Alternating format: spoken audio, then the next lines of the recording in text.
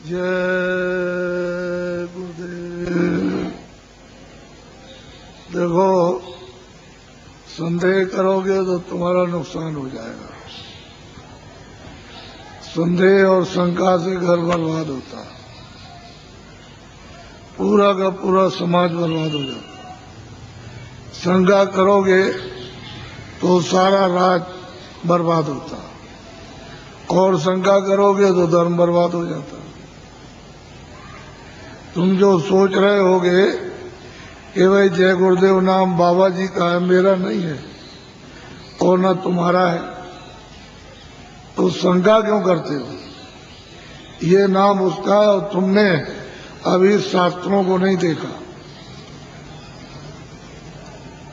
और जो कहते हो हमने शास्त्र देखे हैं, वो आंख बंद करके और बुद्धि को ताक में रखकर। कोई भी नाम हो, विष्णु भगवान के 1000 नाम और परमात्मा के अनेकों नाम, तो शंका क्यों करते? कोई भी नाम सतयुग का, त्रेता का, द्वापर का, कोई नाम हो जब तक सिद्ध नहीं होगा तब तक कोई नाम आत्म कल्याणकारी नहीं, आत्माओं को गति नहीं दे सकता। इसलिए नाम सिद्ध करना होगा तो जीवात्माओं के काम आएगा, नहीं कोई काम नहीं आ सकता। कोई नाम हो, उसके तो अनेक। तुम इतना नहीं समझ पाते हो कि सूरज निकलता है तो अलग अलग देशों में, अलग अलग मुल्कों में अलग अलग नाम। सूरज तो एक ही है लेकिन नाम अलग अलग। तो तुम ये नहीं जानते हो कि तुम्हारे यहाँ नाम अलग है, दूसरे मुल्क में जाओ अलग, तीसरे मुल्क में अलग। अगर परमात्मा का क्यों नहीं समझते हो कि उसके अनेकों नाम है? इसलिए शंका मत करो। मेरा नाम नहीं है। आप सोचते होंगे कि भाई बाबा जी आए तो इनका नाम, मेरा नाम तो तुलसीदास है और आपका भी नाम नहीं, तो जय गुरुदेव नाम उस प्रभु का है। फिर आपको किस बात की शंका? बोलो जय गुरुदेव। जय गुरुदेव नाम किसका? अब बड़े ध्यान से सुनो, खड़े खड़े। ये तुम जो यहाँ रह रहे हो इस मृतलोक में, तो ये तुम्हारा देश नहीं है। न यहाँ तुम्हारा घर है, न यहाँ कोई सामान तुम्हारा। यहाँ तुम सब लोग परदेसी हो। आपका देश, आपका घर नहीं है। यह है बच्चों मृतलोक। अच्छी तरह से थोड़ी सी बातों में मैं सब समझा दूंगा आपको। ये मृतलोक है, ये आपका घर नहीं है। मकान मालिक ने आपको ये जो मकान दिया है, अनमोल मनुष्य शरीर, ये आपको बार बार नहीं मिलेगा। उसने थोड़े दिन के लिए आपको दिया है और उसने ये कहा कि देखो भाई, मेरा ये मकान है, शुद्ध है, साफ है, पवित्र, मैं तुमको देता हूं थोड़े दिन के लिए। और 2 अधिकार मैंने इस शरीर को दिए हैं कि एक अच्छा काम, एक बुरा काम। तो बुरा से बुरा काम करो, अच्छा से अच्छा करो। उसकी तरफ से कोई रोक टोक नहीं है। वो जो भी तुम करोगे अच्छे बुरे काम, सब ये कूड़ा कचड़ा, जितना भी पाप उनका, ये सब जीवात्मा पर लदेगा, उस जीवात्मा पर रखा जाएगा और उसको कुछ मना नहीं करना। उसने तो ये कहा ये अमोलक मनुष्य शरीर है, ये मनुष्य मंदिर है, इसमें जीवात्मा को बैठा दिया। तो मेरे शरीर के द्वारा जो अमोलक है, क्या करना कि अपनी अपनी जीवात्मा को जगा लो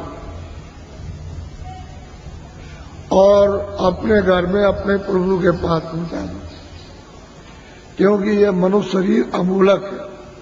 सारे संसार का धन, सोना चांदी हीरे जवाहरात, इसकी कीमत नहीं दे सकते हैं।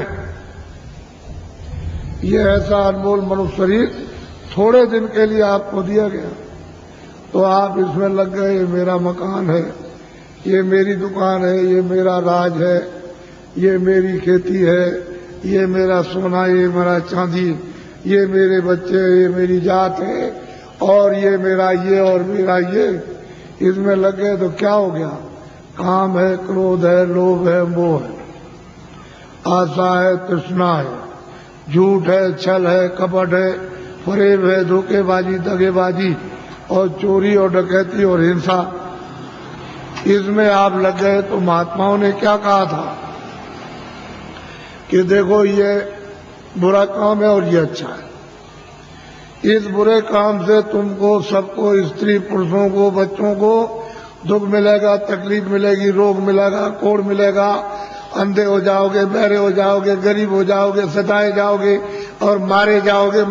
ये सब ये है अच्छा काम, इससे सुख मिलेगा। यही दो बातें महात्मा गांव-गांव में घूम करके आपको समझाते थे और आप लोग उस बात का ध्यान रखते थे कि भाई बुरे काम से तकलीफ होगी, अच्छा काम करेंगे तो सुख मिलेगा। तो महात्माओं के उपदेश को सब लोगों ने छोड़ दिया और सब के सब अच्छे काम को छोड़ चुके, बुरे काम में लग गए। जब बुरे काम में लग गए तो आपको तो मालूम नहीं है कि उसने ये अमोलक मनुष्य शरीर थोड़े दिन के लिए दिया है। तो आप जब नहीं मालूम है तो जीवात्मा पर आप कूड़ा कचरा लाद रहे हो। इस बार तो जब घड़ा भर जाएगा तो ये तो बाहर से बहेगा, फूटेगा और टूटेगा और आग निकलेगी, जहर निकलेगा, तो तुमको तो कुछ मालूम नहीं। जब उसका तुम तो समझते हो कि ये मेरा है, तब तक समय इसका पूरा हो गया। अनमोल मनुष्य मंदिर का इसका समय पूरा हो गया। उसने अपने सिपाही बुलाए, इसने मकान मालिक, ये देखो ये है, ये लल्लू सिंह है, ये रामनाथ है, ये श्यामवती है और ये लीलावती, और ये मतलब जहांगीर है। इनका वक्त और समय हो गया, जाओ फौरन मकान खाली करा लो। तो कागज कहते हैं वारंट,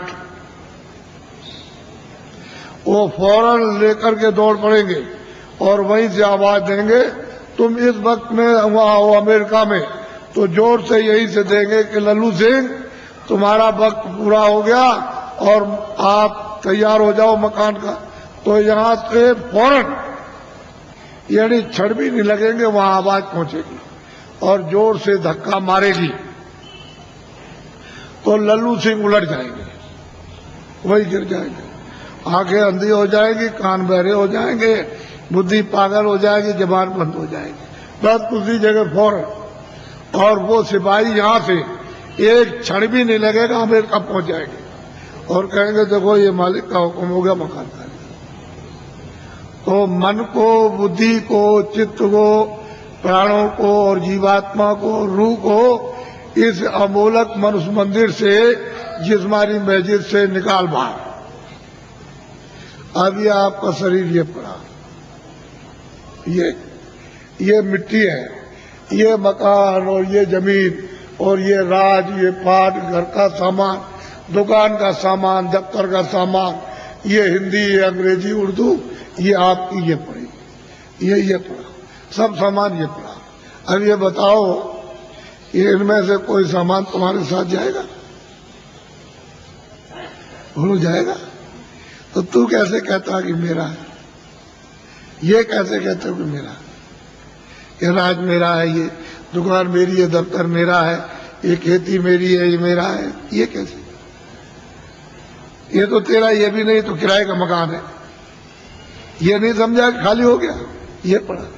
अगर किराए पर न दिया होता तो वो चेतन जीवात्मा जो परमात्मा की अंश है, वो कैसे निकाल दी जाती? किराए पर तो मिला और उसका वक्त निर्धारित समय कि इतने समय के अंदर रहो और इसके बाद अपना काम करो, मत करो तो निकलो।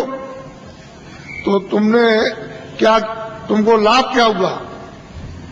तुम अचानक में निकाल दिए गए अनमोल मनुष्य मंदिर, ये बार बार मिलेगा? अरे तुम खड़े हो, ये बार बार मिलेगा? कितने युगों के बाद कितने सतयुग, कितने त्रेता, कितने द्वापर, कितने कलयुग खत्म हो गए और उसका जो पुण्य है वो एक एक बूंद तुम्हारा जमा हुआ मनुष्य शरीर प्राप्त करने का, और कितने युगों के बाद आपको ये मनुष्य शरीर मिला और आपको कहते हैं ऐसे ही मिल जाएगा। ये कोई तमाशा है? तुम्हारे घर का ये कोई खेल है? कैसे मिल जाएगा? ये अमूलक चीज है, इसको हीरे जवाहरात इसकी कीमत नहीं, लेकिन थोड़े दिन के लिए मिला। इसमें जीवात्मा को ये अवसर दिया कि देखो शुद्ध पवित्र मकान है, तुम इसमें अपनी जीवात्मा को जगा लेना और घर में अपने पहुंचा दो पिता के पास, प्रभु के पास, उस मालिक के पास, उस स्वामी के पास जो वो सर्वेश्वर है, इन जीवात्माओं का जो मालिक है, जो प्रभु है, उसके पास पहुंचा दो और मकान मेरा मुझे दे दो, शुद्ध है, स्वच्छ और साफ देना। तो आपने कुछ शुद्ध साफ रखा, आंख गंदी, कान गंदे, जबान गंदी, मन गंदा, बुद्धि गंदी, चित्त गंदा, जीवात्मा गंदी, हाथ गंदे, पैर गंदे, इतने तुमने कैसे कैसे कर्म किए तो गंदगी को तुमने लाद लिया। ये पहाड़ों की तरह से गंदगी जमा हो गई, तो बताओ इस जीवात्मा का उबार कौन करेगा? मैं वहां वो बात सुनाने नहीं आया जिसको तुम समझ रहे होगे। ये खेती करो, दुकान करो ठीक से, और दफ्तर का काम ठीक से करो। मैं कब मना करता हूं? आप जो भी सामान लेकर खेती से, दुकान से, दफ्तर से आओ और जो पैसे लेकर आओ बाजार में खरीदो, अनाज खरीदो, सब्जी खरीदो, फल खरीदो, कपड़े खरीदो और सामान और दवा खरीदो और मकान अच्छा बनाओ और झोपड़ी अच्छी लेकिन ये तो समझो कि ये सब सामान किसके लिए? इस किराए के मकान के लिए। ये पंच भौतिक शरीर है, इसके लिए आपको दिया कि कपड़े दो, खाना दो, दवा दो, इसको निरोगी रखो, यानी रोग ना होने दो। ये आपको बताया, ये आपको बता रहा हूं कि ये सामान सब इसका है, तो आप लाख जोड़ो, करोड़ जोड़ो, अरब खरब रखो, लेकिन ये तो समझो कम से कम कि ये इसका है, इसमें जीवात्मा का रत्ती भर भी नहीं, ये समझेगा। तो जब ये खाली हो जाएगा तो ये पड़ा और ये पड़ा, न ये इसके काम और न ये इसके काम। और फैसला है, तुमको जो होना है वही तुमको बता देता हूं। तुमने घर में जरा भी ध्यान नहीं दिया। तुम हिंदू हो, मुसलमान हो, सिख ईसाई हो, कि तुम्हारे घर में बच्चा बच्ची पैदा होता है मखमल पहन के आता है, रेशम पहन के आता है? क्या कोई सोना चांदी लेकर आता है? यह जमीन और मकान नंगा आता रोता हुआ? तो तुमको सबको ये देखना चाहिए भाई कुछ लेकर नहीं आया, ये तो खा लिया। रो रहा है तो अपनी पीड़ा में, अपने दर्द में रो रहा, उसको दर्द और पीड़ा हो रही, सहन नहीं हो रही है, और माँ कहती है अरे बच्चा चुप हो जा, पुचकारती है, लेकिन उसको न देख सकता, न सुन सकता, न बोल सकता है, तो कुछ भी नहीं कर सकता, रोता ही रोता है खाली। तो दर्द में रोता है, पीड़ा में। तुम जब इधर आए, जरा बड़े हो गए, तो तुमको बताया ये सब कुछ, और तुम्हारे जाने का जब समय हो गया तो तुम्हारी बुद्धि यहां रखवा ली, और देखना यहां रखवाया, और सुनना यहां रखवाया, बोलना यहां रखवा लिया, सब रखवा लिया उसने जितना भी था। और तुमको मतलब यह है कि निकाल बाहर किया, फिर तुमने उस पर कपड़े डाल दिए। क्यों? कि भाई अब देखा नहीं जाता, अब देखा नहीं जाता, अब तो डर लगता, घृणा हो गई, तो कपड़ा डाल देते हो। तो इतना नहीं तुम देखते हो, जब ले जाते हो कपड़ा ढक करके, तो वहां गड्ढा खोद के गाड़ देते हो, लकड़ियों पर रख करके, और इसको रखते हो और जलाते हो। तो तुमने आग लगाते देखा नहीं कि फूक हृदय, यानी कपड़ा जल गया, नंगा हो गया। तो तुमको ये नहीं दिखाई दिया कि कोई कपड़ा लिए जा रहा है, कोई सोना, कोई चांदी, कोई मकान, कोई बाल, कोई बच्चे, कोई रिश्तेदार, या हिंदी, अंग्रेजी, उर्दू लिए जा रहा? ये जाते में सब रखवा लेगा, आते में कुछ ले आने नहीं दिया। तो ये आपको समझना चाहिए कि ये किराए का मकान आपको थोड़े दिन के लिए दिया है, तो आप कोई घर बार मत छोड़ो। मैं कोई घर बार छोड़ाने थोड़ी आया हूं। तो खेती करो, दुकान करो, और दफ्तर का काम कैसे करो? ईमानदारी, मेहनत, झूठ नहीं। झूठ और धोखा और बेईमानी और चालाकी और मारपीट और हिंसा और दगेबाजी और सीनाजोरी और जबरदस्ती, बेईमानी, ये नहीं। ईमानदारी, मेहनत। घर में आओ, अपने बच्चों की सेवा करो। ये दो ही तो आपकी ड्यूटी है, और क्या ड्यूटी। और जब आप जाओ सोने, कोई काम ना हो, तो ये मनुष्य मंदिर है, इसमें जीवात्मा बैठी हुई है और ऊपर से परमात्मा 24 घंटे बोल रहा, एक क्षण भी बंद नहीं होता। 24 घंटे उसका कथा कीर्तन आरती 24 घंटे हो रही है, और तुम्हारे कानों तक आवाज दे रहा कि तू मेरी आवाज को सुन ले, और मेरी आवाज को सुनकर पकड़ के मेरे पास चला। तो तुम कभी सुना? कूड़ा कचरा लाद लिया इस पर। तो मैं तुमको जरा बताता हूं, ये तो बहुत से डॉक्टर हैं यहाँ, और आप पढ़े लिखे हो, विद्वान, आप जानते हो कि जीवात्मा कहाँ है इस शरीर में? तुमको मालूम?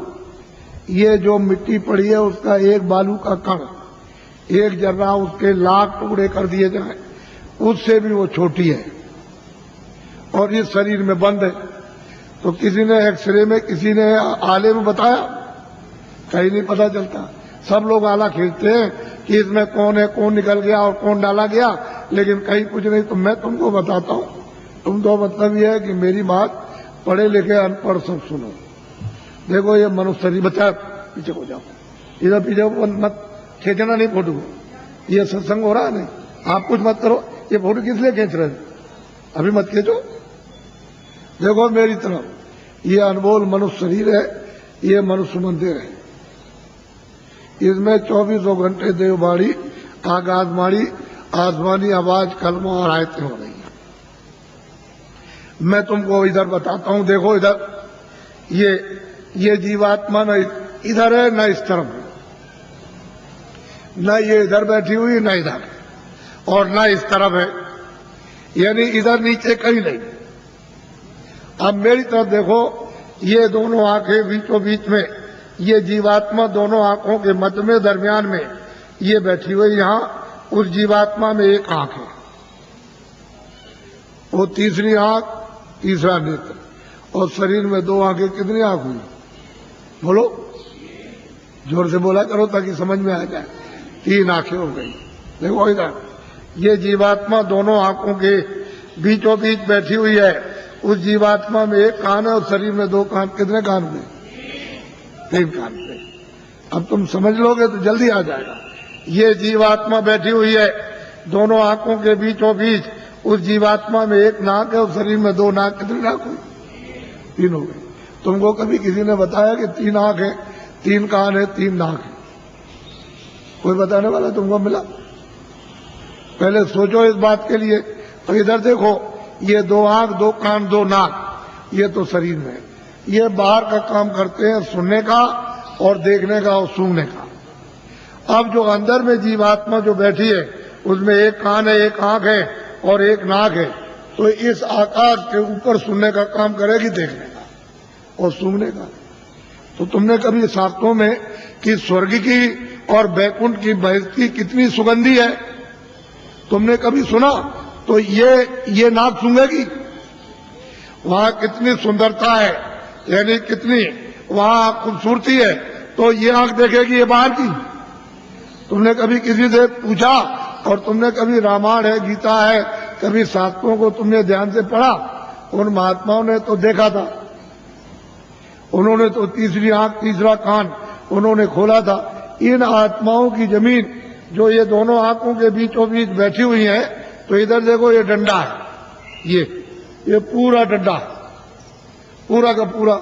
इधर देखो, जब 2 आंखें ये खुलती हैं तो आप देखते हो कि आसमान ऊपर और जमीन नीचे। तो शरीर की जमीन तो ये नीचे है और शरीर का आसमान ऊपर। लेकिन ये जो तीसरी ये आंख है जो जीवात्मा बैठी, वो यहाँ, वो तीसरी आंख, तीसरा कान, तीसरा नाक इस आकाश के ऊपर है। तो आत्माओं की जमीन ऊपर है, जीवात्माओं की जमीन ऊपर है। वो चेतन है, वो जड़ नहीं है। ये खेती नहीं है, दुकान नहीं है, दफ्तर नहीं है, ये कपड़े नहीं है, कोई सामान नहीं, कोई टट्टी नहीं, कोई पेशाब नहीं, कोई लड़का नहीं, कोई गाली नहीं, कोई गलोज नहीं, कोई धोखा नहीं, कोई बेईमानी नहीं, कोई मस्जिद नहीं, कोई मंदिर नहीं। ये जीवात्माओं की चेतन जमीन ऊपर। तो तुमने कभी किसी से पूछा कि महात्मा नाम किसका है, योगी किसको कहते हैं, क्यों योगी कहा जाता, क्यों महात्मा कहा जाता, क्यों महापुरुष कहा, ये तो आपने कभी पूछा नहीं। भाई इसमें लगे हुए झूठ चल कपट फटे धोखे बेईमानी में, तो इसमें आपको क्या मिला, क्या मिल गया, ये यहाँ क्या मिला?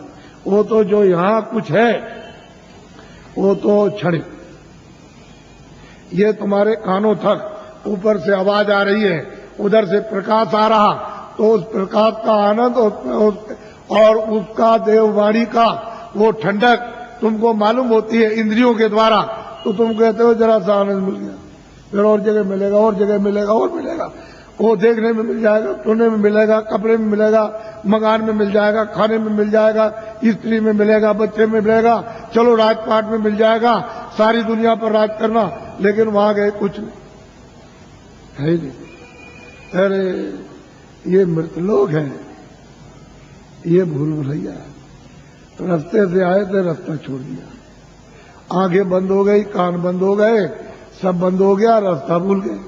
अब वापस जाने का कोई रास्ता नहीं। तुमको तो मालूम नहीं कि एक ही रास्ता जीवात्माओं के आने का शरीर में, और वापस अपने घर में जाने का एक ही रास्ता, दूसरा कोई रास्ता ही नहीं। और तुम यहाँ भटक गए, चलो वहां चले और वहां चले, उधर चले, तो इस अंधेरे में ये सब अंधकार है।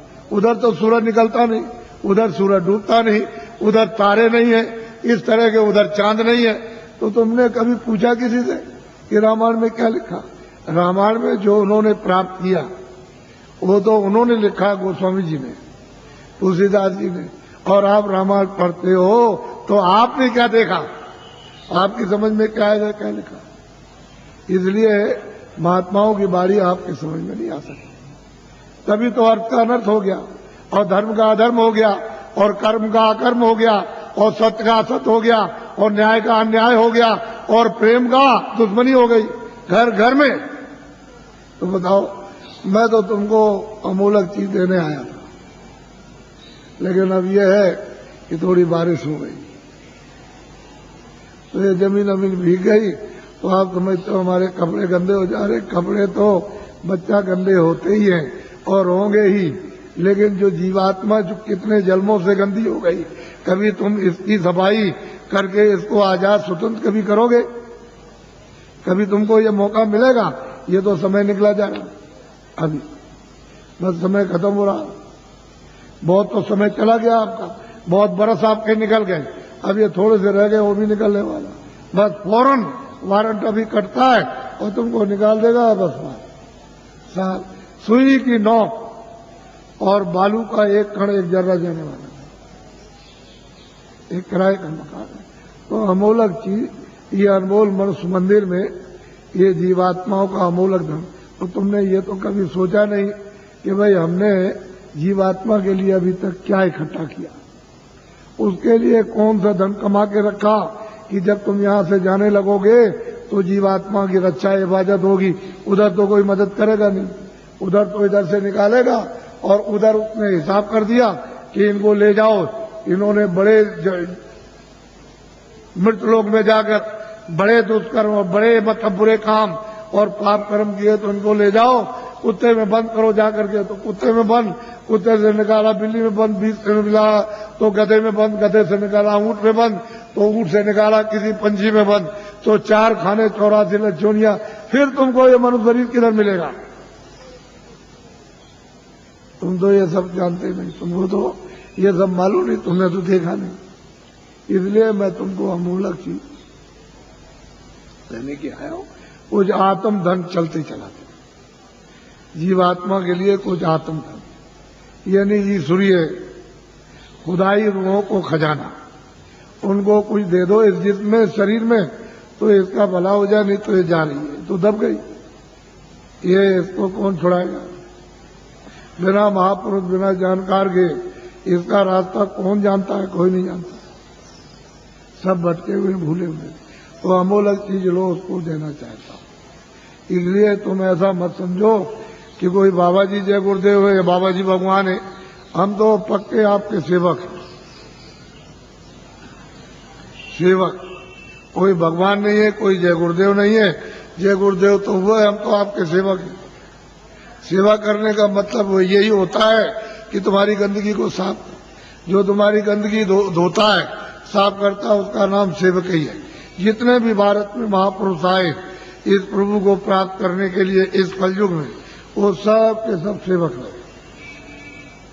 वो कभी महात्मा नहीं बने, न कभी महात्मा बनेंगे, न बने, न उन्होंने कभी इच्छा और न उन्होंने कभी स्वप्ने मतलब ये कभी सोचा। वो तो सेवक। तो तुम लोग उनको पहचान भी नहीं पाते, और उनके पास में अमोलक धन होता, अमोलक खजाना, और तुम ले नहीं पाते।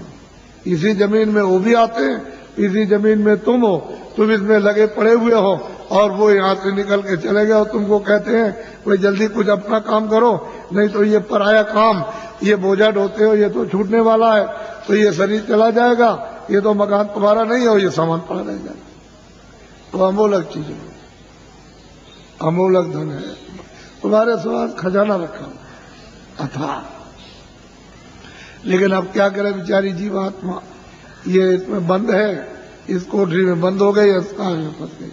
अब इसको कुछ नहीं सुनाई दिखाई, कुछ नहीं देता। तो कोई महात्मा मिले तभी तो उनकी कृपा दया दृष्टि हो, और वो कुछ मतलब ये शुद्धि सफाई करें तो कुछ रास्ता दे दे तो अच्छा रहेगा, नहीं काम होता। तो अमोलक चीज लिए जल्दी में, अच्छा रहेगा। हम ज्यादा और कुछ नहीं बोलेंगे, लेकिन इतना जरूर कहेंगे, ये बड़ा भारी परिवर्तन होगा तुम्हारे घर में, तुम्हारे व्यापार में, तुम्हारे धर्म में, तुम्हारी जाति में, तुम्हारे मतलब खेती में, तुम्हारे मतलब दफ्तर दुकान में, और तुम्हारे राज में। इतना भारी परिवर्तन होगा जो तुमको ख्वाब और सुन में भी पता नहीं है। ऐसा मालूम होता है कि बड़े भारी कष्ट आने वाले हैं, तकलीफ। तुमको तो अभी पता नहीं है, अभी तक इतनी तकलीफ 47 सालों में नहीं आई, इतना दुख नहीं आया, इतनी परेशानी नहीं आई, इतना कोलाहल नहीं हुआ, इतना त्रायमाम नहीं मचा वो आगे आने वाला। तो तुमने कोई बचाव के लिए सोचा, कोई बचाव की कोई औषधि, कोई चीज आपने ली है कि जिससे की तकलीफों से बचाओ? तो उसके लिए तो कुछ नहीं। लेकिन मैं तुमको इशारा किए देता हूं ताकि तुम दुकानदार हो, पढ़े लिखे हो, ताकि तुम भी ये समझ जाओ। देखो मेरी विनती प्रार्थना है कि आप कोई भी आंदोलन हड़ताल तोड़ दो। दुकान को बंद करना, दुकान को जलाना, कारखाने को बंद करना, कारखाने को जलाना, दफ्तर को बंद करना, दफ्तर को जलाना, फिर बस को तोड़ना, रेल को तोड़ना, सड़क तोड़ना, ये सब अमानवीय काम आप लोग अपने अपने सब लोग बंद कर दो। ये तुम्हारा काम नहीं है। सही सच्ची बात तो ये है, ये बुद्धि का पागलपन है। इसको तो आप बंद कर दीजिए। क्यों बंद कर दीजिए? यही जब तुमको राज मिला था और खजाना तुमको मिल गया, फौज फाटा, कागज पत्थर और दफ्तर मिल गए, प्रजा मिल गई, तो इसको सबको उपदेश करना चाहिए था कि ये सब सामान तुम्हारा है। दफ्तर तुम्हारा, खेती तुम्हारी, दुकान तुम्हारी, कारखाना तुम्हारा, बस तुम्हारी, और तुम्हारा मतलब ये रेल तुम्हारी, सड़कें तुम्हारी, और तुम्हारे काम आएंगे, सब तुम्हारा है। और ठीक भी बात है। अभी मैं रास्ते में आ रहा था तो रास्ता जाम, तो सड़क तो आप भाई आपकी है, आप आ रहे हो, आपके काम आएगी। तो मतलब इसका मतलब ये नहीं है कि आप नहीं गए उस सड़क पर तो आपके काम आएगी, आप 2 दिन बाद जाओगे तो सड़क जाम हो जाएगी। तो आपको तो ये जानना चाहिए सब चीजें मेरी है। अब इनको आपने जला दिया, जलवा दिया, जला दिया, तोड़ दिया, फोड़ दिया, दुकान को, दफ्तर को, कारखाने को, इसको उसको, तो ये जो आमदनी का नुकसान हुआ ये किसका हुआ? हे बच्चों, तुमने अपनी आमदनी उसको जला करके खाक कर दी, अब रो रहे हो। तो ये लोग राज कर रहे प्रांतों में और वहां सेंटर में, तो देखा इनको कि भाई अब पैसा नहीं रह गया, अब क्या किया जाए? तो ये बाहर भगे, बाहर से ले आए कर्जा मांग करके, हमारा देश गरीब है तो हमको कर्जा दे दो। सब देशों से मांगा है और सब से ले आए। कितना ले आए इसको वो जाने, आप तो जान नहीं सकते हो, लेकिन इतना कर्जा ले आए कि दे नहीं सकते, और उस कर्जे का इतना ब्याज होगा नहीं दे सकते। अब कौन लगाए कौन नहीं लगाए तो आप जानो। लेकिन मैं तो इतना ही कह सकता हूं। पर ये आपको बताना चाहता हूं कि वो भी जो कर्जा लाए तो खत्म, पता नहीं कहां चला गया। अब ये लोग भगे कि देश कैसे चलेगा, तो वहां सरकारों से मिले हर मुल्क में कि देखो भाई हमारा देश बहुत गरीब है, और मतलब यह है कि अपने देश के बड़े बड़े उद्योगपति से साहूकार पैसे वाले हमारे देश में भेजो, हम सुविधा सब प्रकार की देंगे और वो पूंजी का यानी रुपए पैसे का फैलाव कर देंगे विस्तार। तो लोग वहां से चल पड़े। तो मैं 4 साल से बोल रहा हूं लगातार कि देखो भाई उनके आने का यहां मुहूर्त नहीं है। विदेशी उद्योगपतियों का भारत में रुपया पैसा फैलाने का, पूंजी निवेश का यानी मुहूर्त नहीं है, योग नहीं। और ये भी साथ साथ कहता हूं कि तुम लोग भी विदेश में पूंजी का विस्तार जाके मत करना, क्योंकि तुम्हारा विदेश बाहर हो जाएगा, तुम हाथ मलते रह जाओगे। ये हमारी बात को आप लोग नोट कर लो, ये खास बात आपको सुनाता हूं। अब आप क्या करो कि रुपया पैसा नहीं, तो हम भी जानते हैं, हम भी देखते हैं। ऐसा थोड़ी है कि हम पागल हो गए या पागल होके आपको चिल्ला रहे बता रहे। मैं भी जानता हूं ये बात नहीं है, लेकिन ये कहना चाहता हूं कि जितने भी आपके यहाँ सेठ साहूकार छोटे बड़े, उनको इकट्ठा करो और उनसे ये कहो कि हम तुमको सब सुविधा देंगे, तुम कहीं से भी रुपया पैसा ले आओ, तुमसे पूछा नहीं जाएगा तुम कहां से ले आए, और इनकम टैक्स सेल टैक्स इस पर नहीं लगेगा। ये कारखाना लगाओ छोटा बड़ा, 1 साल में या 1.5 साल में या 2 साल के अंदर छोटा बड़ा कारखाना लगा दो। और इतना ही काम आप सेठ साहूकारों को करना है कि जितने बच्चे यानी छात्र स्कूल में पढ़ते हैं इनको नौकरी और काम दे दो, बस इतना ही। हम आपको पूरी सुविधा देंगे। तो आप ये क्यों नहीं सोचते हो जो आपको दिशा बताई जा रही, आप लोग क्यों नहीं सोचते? जब आपको एक दिशा बताई जा रही सही सच्ची, तो आप क्यों नहीं इसको सोचते हो इनको सुविधा दे दो, इनकम टैक्स सेल टैक्स थोड़े दिन के लिए तो खत्म करो। जब आमदनी बहुत होने लगे तो नॉमिनल यानी मतलब यह है कि मामूली तो ठीक है, लेकिन ये क्या, और पीछे वाले का आप अपना जो लेते हो लेते रहो, तो आप जानो। लेकिन ये कहो इनसे कि हम तुमको बैंक से रुपया नहीं देंगे, तुम कहीं से लाओ, तुमसे पूछा नहीं जाएगा। एक छोटा सा कानून बना दो 2 लाइन का, बस उसमें लिख दो कि भाई आपसे पूछा नहीं जाएगा और इस नए कारखाने पर कोई इनकम टैक्स सेल टैक्स नहीं लगेगा और आप छात्रों को काम नौकरी दो, बस आपको ये करना।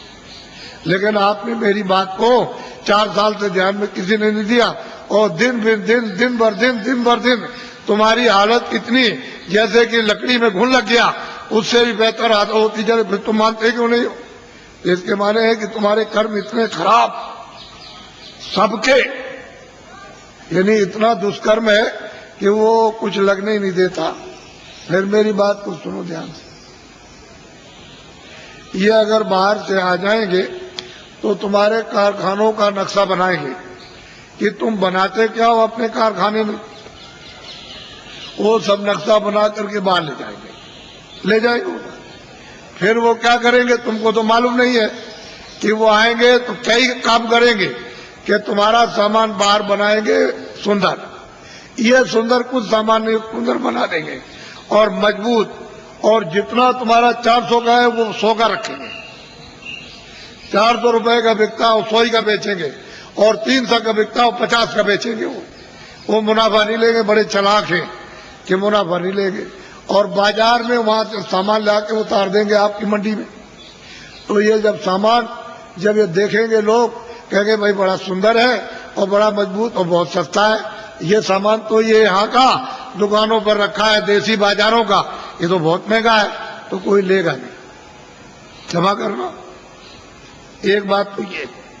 और वो क्या करेंगे, बड़े बड़े बोर्ड बना दिए, 3-3 लाख 2-2 लाख और 5-5 लाख के कलकत्ते और दिल्ली और बंबई में उन्होंने लगा दिया कि ये मेरा विदेशी कंपनी का नाम, और उसके उन्होंने शेयर निकाल दिए।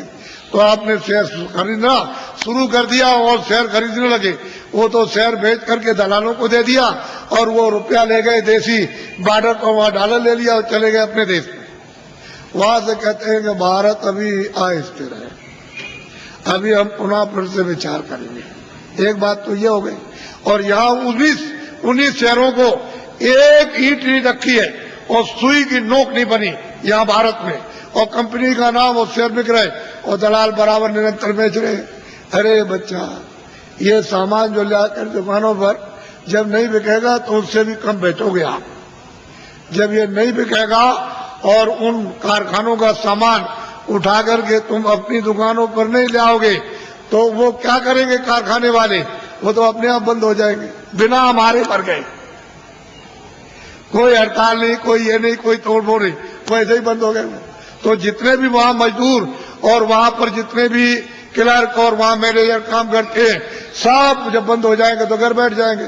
तो आखिर उनके बच्चे पढ़ते हैं स्कूल में तो काम, जब सब कारखाने बंद हो जाएंगे तो नौकरी काम।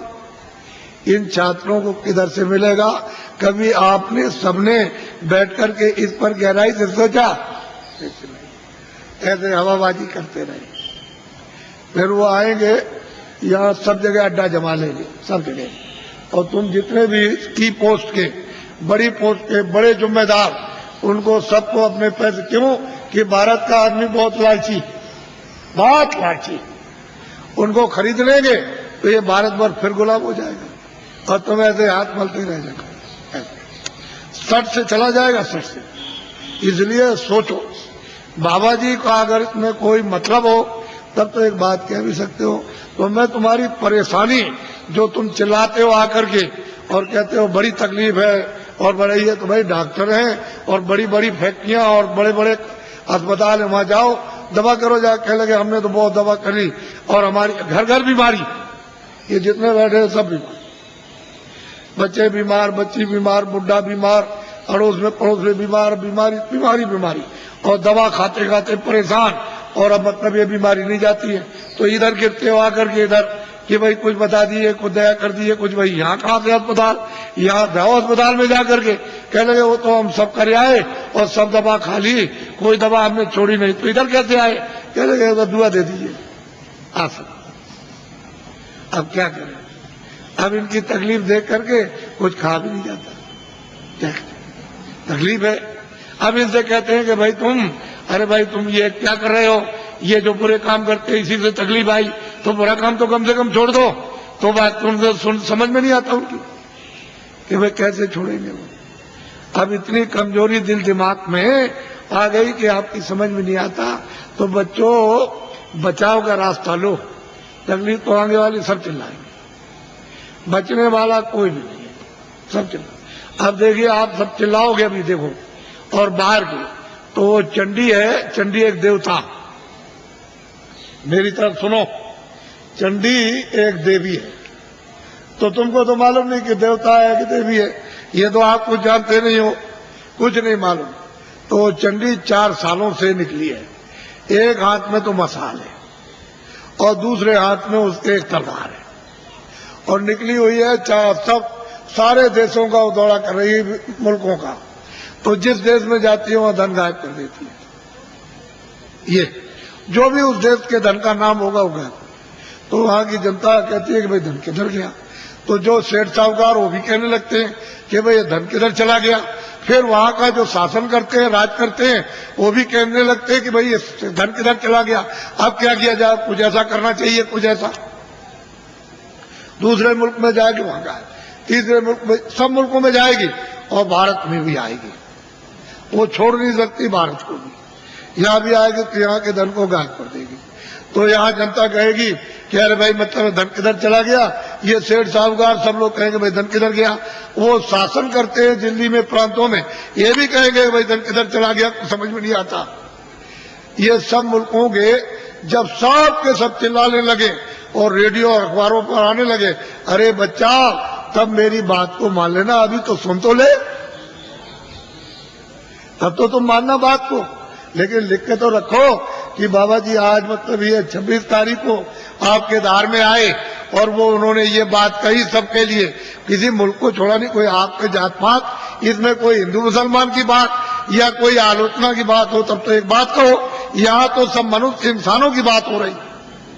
तो आप लोग अगर सुनोगे नहीं और बचाओ नहीं तो फिर समझ लो आप कि क्या मुसीबत आ रही है आगे। देखना, जब एकदम घटना हो जाती है तो मतलब यह है कि पानी आ जाए और लोग कोई कह करके जाए कि भाई घर का सामान छत पर रख देना ऊपर और बाल बच्चों से और जानवरों से होशियार रहना, तो तुम सोचे रहे छत देखा जाएगा, तब तक उधर से पानी आया, घर में घुस गया।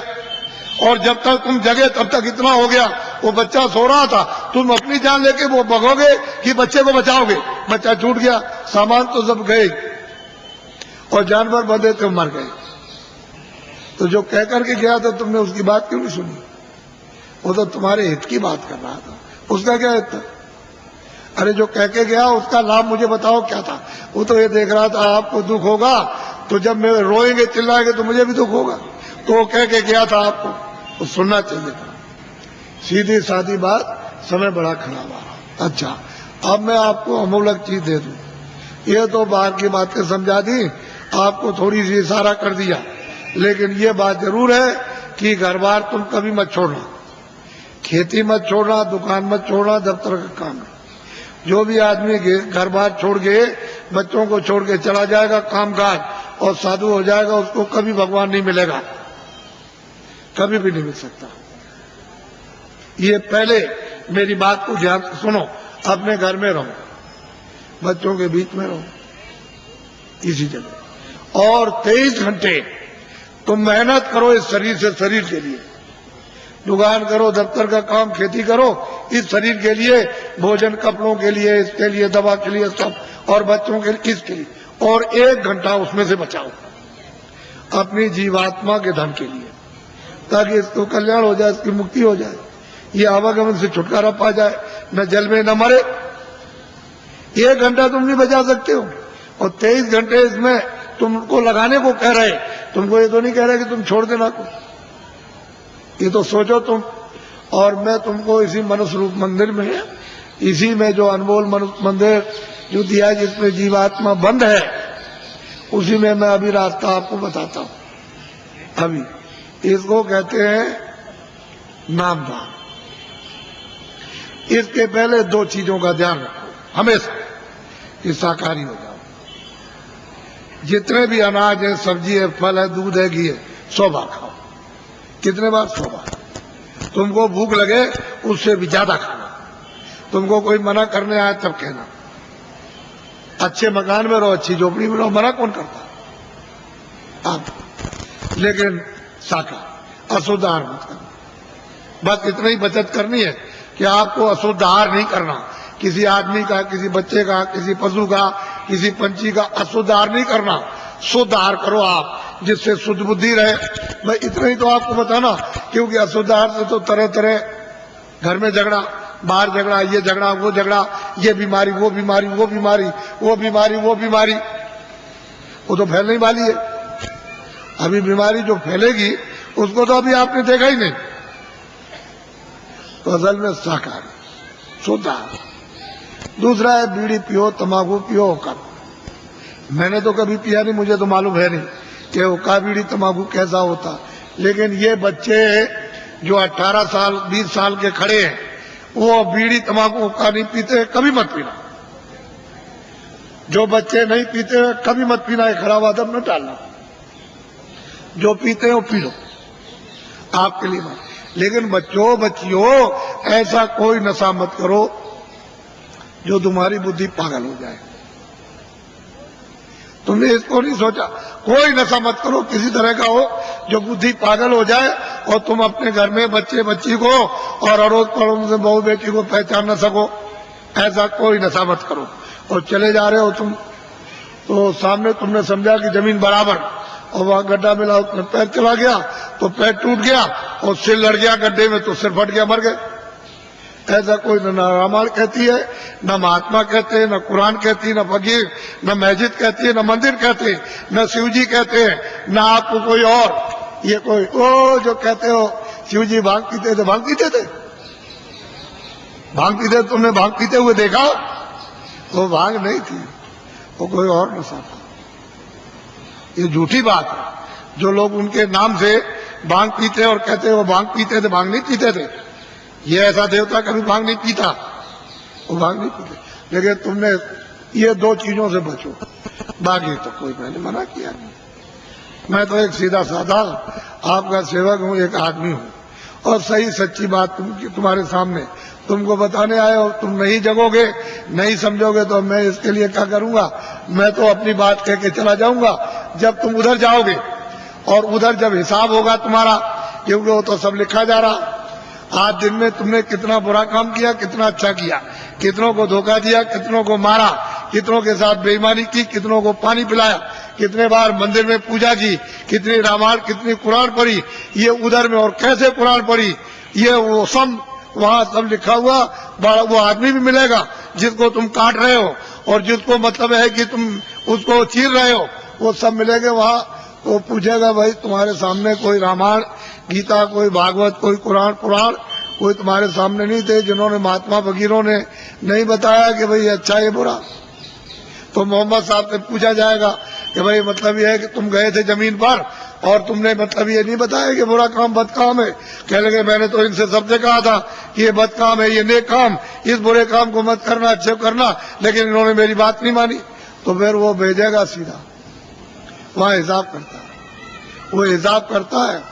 तुमको दोजख और नरक मालूम नहीं है, वहाँ बड़े बड़े बादशाह पिट रहे वहाँ और जलाए जा रहे हो, कितने करोड़ों वर्षों तक जलाए जाएंगे और लाखों मीलों तक आवाज आती है और कोई सुनने वाला नहीं कहीं, न उनका धन दौलत जाता है न तलवार जाती है। ये झूठा, तुम इसके लिए मर गए और चले गए हमेशा। इसलिए तुम लोग इस पर विचार करो।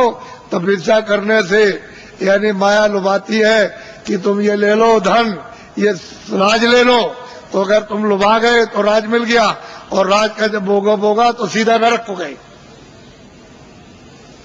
जब ये कहोगे हमको राज नहीं चाहिए, धन दौलत नहीं, तो भगवान मिलता इसी शरीर में। मरने के पहले मीरा ने मरने के पहले प्रभु को प्राप्त किया। आपको क्या मालूम कैसे पाया? तुलसीदास जी ने पहले ही वो 25 ही साल के अंदर प्रभु को प्राप्त कर लिया। आपको क्या मालूम कैसे पाया? आप क्या जानो?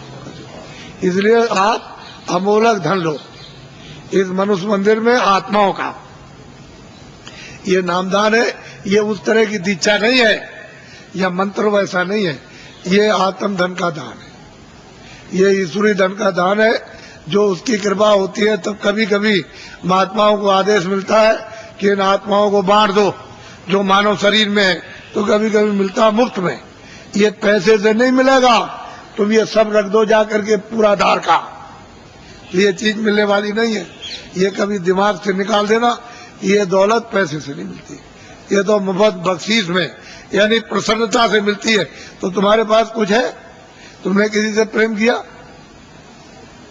वो कहते हैं कि प्रेम से प्रकट होए भगवान। किसी से किया प्रेम? किसी से नहीं किया। उसी शिव के सामने चोरी करते हो, धोखा देते हो, विष्णु के सामने राम के मंदिर में जाते हो, दूसरों का गला काटते हो। अगर एक भी देवता खड़े होकर के कह दे कि आज से ये बेईमानी मत करना, ये दगेबाजी, तो कहोगे मैं ऐसे देवता को अब नहीं मानता। जो सबके सामने हमारी बुराई कहते हम नहीं मानते ऐसे, फिर कभी नहीं आप जाओगे। अगर देवता बोल दे, अब उनको कुछ कहना नहीं, आपने समझ लिया, हाँ उन्होंने सुन लिया होगा और आपने समझ लिया उन्होंने कुछ नहीं देखा, वो अंधे, अब हम जो चाहेंगे सो करेंगे, अब चलो हो आए वहां। ये हालत तो हमारा है। अब बताओ तुमने प्रेम किससे किया? किससे प्रेम? वो तो कहते हैं प्रेम से मालिक मिलता है, आपने कैसे प्रेम? इसलिए आप सीधा, बहुत सरल है, बहुत सीधा है। कलयुग में अधिकार आपको दे दिया स्त्री पुरुषों को कि सभी लोग उस परमात्मा को प्राप्त कर सकते हैं, किसी के लिए कोई बंधन नहीं, और सुलभ और सहज और आसान। लेकिन तुम योग तो आप कर नहीं सकते हो, सतयुग और त्रेता और द्वापर का कोई भी क्रिया आप नहीं कर सकते हो। और उन्होंने मना कर दिया गोस्वामी जी महाराज ने कि कलयुग जोग न यज्ञ न ज्ञाना, कहते कलयुग में कोई जोग मत करना, न यज्ञ करना, और न आपको ज्ञान होगा। कलयुग में तो कहते हैं कि नाम आधारा, और नाम कौन सा वो मैं बताऊंगा आपको, अभी आपको बताता हूँ। तो आप लोग, आप सब खड़े रहना, बैठना कोई नहीं, खड़े खड़े बताऊंगा आपको और खड़े खड़े करवाऊंगा, घबराइए नहीं। जो जो भगवान का नाम बोलूं सब लोग एक साथ एक आवाज में बोलना, और सब लोग बोलेंगे जो बैठे खड़े, शुद्ध बोलना, शुद्ध, अशुद्ध मत बोलना, शुद्ध बोलना। जो जो नाम मैं बोलता जाऊं आप बोलते जाना, जब मैं अंत में चुप हो जाऊंगा तो आप लोग चुप हो जाना। अशुद्ध मत बोलना, शुद्ध कर लेना। मान लो अशुद्ध बोल दो तो फिर शुद्ध कर लेना दोबारा। इसलिए जो जो नाम बोलते जाना, जब मैं चुप हो जाऊंगा तो आप चुप हो जाना। बोलो जय गुरुदेव। लेकिन थोड़ा सत्संग मिलना चाहिए, तो जरा ठहर जाओ। अभी मथुरा में एक बड़ा कार्यक्रम होने जाना, यही दिसंबर में, यानी कार्तिक के बाद जो अगन लगेगा, तो 15 दिसंबर से 21 दिसंबर तक 7 दिन का एक कार्यक्रम होने जा रहा। और उसमें यही साधना और यही मतलब अनुभव होता है। वहाँ सत्संग भी मिलेगा और साधन भी और ध्यान भी, सब करोगे आप, और उस समय पर आप अच्छी तरह से कर सकते हो, क्योंकि वो वातावरण ऐसा होगा। फिर एक दूसरा कार्यक्रम इधर पूरब में रखा, यानी हिंदुस्तान के तीर्थों के राजा प्रयागराज इलाहाबाद में त्रिवेणी संगम। तो त्रिवेणी संगम पर 25 फरवरी से, ये तो 96 में मथुरा का, और वो इलाहाबाद का 97 में, 25 फरवरी से 6 मार्च तक 97 में 10 दिन का होने जा रहा बड़ा कार्यक्रम। और वो महामानव कुंभ, यानी माघ मेले के बाद महामानव कुंभ आपको दिखाई देगा। और वो 10 दिन, यानी 7 मार्च को शिवरात्रि है, वो एक दिन पहले ही समापन हो जाएगा। 10 दिन का होगा। आप जरा इसको लिख लेना। और ये जो आप में 5 नाम, 5 रूप, 5 स्थान हर एक के बाजे, ये जो आप लिखाओगे, लिखा हुआ ले लोगे, ये तो यहाँ के लोग आपको दे देंगे। अगर कम पड़े तो आप जल्दी लिख लेना। ये दूसरी बात यह है कि थोड़ा सा पता भी दे दिया करो, कि कभी कोई पूछा जाती हो कि साधन भजन करते हो कि नहीं करते। ये ऐसे गए लेकर के ताक में रख दिया। किसी ने आकर के कभी मिले, पूछा तो कहा कि भाई भजन तुमने ध्यान किया था? कह लगे हमने नहीं किया हो तो मैं भूल गया था। तो तुम्हारा समय सब बेकार चला गया। तुमको तो दिया था काम के लिए कि भाई तुम जल्दी से अपना काम करो, अपनी जीवात्मा को जगाओ, तो तुमने ताक में रख दिया और सोती रह गई। तो बताओ इससे, इस काम में तुम्हें मिलेगा क्या? इससे ना कुछ मिला, ना कुछ मिलेगा, और इस काम से खाली जाओगे। अगर तुमको कुछ करना है तो इसी समय के अंदर थोड़ा 1 घंटा समय निकाल कर अपना आत्म धन जमा कर लो। यही तुम्हारे काम आएगा। जब कोई रक्षा नहीं करेगा उस पीड़ा में, उस दर्द में, और 84 नरकों से अगर बचना चाहते हो तो धन जमा करो जल्दी से। ये बहुत सुलभ है, इसमें शरीर पर कोई कष्ट नहीं। बस मन की घेराघारी थोड़ी करनी है कि कहीं उतने समय के लिए न जाए, ये थोड़ा सा रुक जाए, कानों के साथ आंखें, बस इतना ही काम करना। इसमें शरीर का कोई कष्ट नहीं। और करो कैसे भी, लेट के, बैठ के, जंगल में करो, घर में करो, कुर्सी में करो, लेकिन उसका तरीका तो सीख लो। थोड़ा सत्संग मिलेगा तो जल्दी सीख जाओगे, और नहीं मिलेगा। अभी तक तो आपको ये बातें मालूम नहीं थी, ये तो आपको नई बातें आज मालूम हुई। आपके लिए तो नई है, लेकिन ये सनातन है। जब से तुम आए एक रास्ते से, और उसी रास्ते से वापस हो गए अपने घर के लिए, अपने देश के लिए। दूसरा कोई रास्ता नहीं है। यहाँ भटकते फिरो चारों तरफ तो जल मरण होता रहेगा। 84 जाओ, नरकों में जाओ, जल में मरो, और जो किया उसका भोग भोगो। और कभी मनुष्य शरीर मिलेगा तो फिर तुमने वही काम किया और फिर चले गए आप फिर 84 नरकों में। तो ये ऐसे ही चलते रहोगे, ऐसे जल में मरो, जल में मरो। तुमको कहीं स्थिरता नहीं मिलेगी। स्थिरता वापस जाने पर, जब ये भजन करोगे, नाम डोरी को पकड़ लोगे, चढ़ चलोगे ऊपर। वो तो ऊपर खुले हुए मैदान है, और वहां तो अंधेरा कभी है नहीं, न कभी अंधेरा होता हो तो प्रकाश ही प्रकाश, रोशनी रोशनी है। जरा सा आंख के ऊपर उठे कि बस प्रकाश ही प्रकाश है, अंधेरा का नाम है। वहां कभी अंधेरा होता ही नहीं। तो तुम उधर चलो, जब उजाले में खड़े हो जाओ तो ये सब देखना सुनना, तब तुम्हारी समझ में आएगा कि बाबा जी ने क्या दिया। कुछ तुम मेहनत करो, कुछ हम करें। बोलो जय गुरुदेव। कुछ तुम मेहनत करो, कुछ हम करें, और ऊपर बैठे उनकी कृपा जल्दी हो जाए। और तुम मेहनत हम नहीं करेंगे, कुछ होगा नहीं। जल्दी करो, देर मत करो, और जल्दी से कृपा और दया ले लो, ताकि वो ऊपर बुला ले, और जल्दी से आप निकल चलो इस कूड़े कचड़े से। यहाँ कुछ मिलने वाला नहीं है। ये सब शकलें। अब देखो, बीमार, परेशान, तकलीफ में, हमारे पास जो भी आता कोई हो, हमको उससे मतलब नहीं, आदमी होना चाहिए। हमारे यहाँ कोई झगड़ा झंझट ये नहीं है, आदमी हो उसमें जीवात्मा होनी चाहिए। तुम्हारे शास्त्रों में लिखा है हिंसा परमो धर्म, तो आपने इसका पालन किया?